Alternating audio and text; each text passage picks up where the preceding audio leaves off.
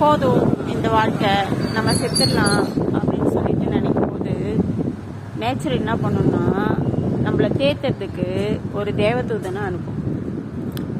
Something, அது ஒரு குழந்தையா இருக்கலாம், ஒரு நாய்க்குட்டியா இருக்கலாம், இல்லை ஒரு குட்டியா இருக்கலாம்.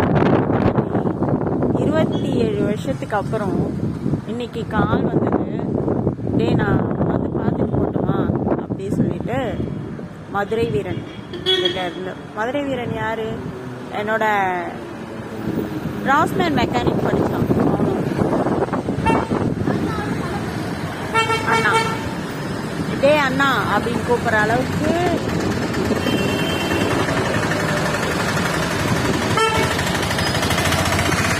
அவன் வந்து ரொம்ப எமோஷனல் பாண்டிங்.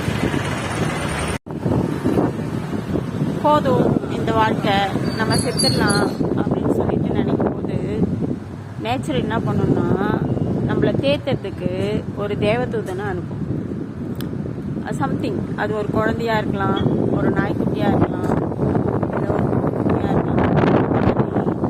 27 வருஷத்துக்கு அப்புறம் இன்னைக்கு கால் வந்தது, டே நான் வந்து பார்த்துட்டு போட்டுமா அப்படி சொல்லிட்டு மதுரை வீரன் கிட்ட இருந்து. மதுரை வீரன் யாரு? என்னோட ராஸ்மேன் மெக்கானிக் படிச்சான் அண்ணா, டே அண்ணா அப்படின்னு கூப்பிட்ற அளவுக்கு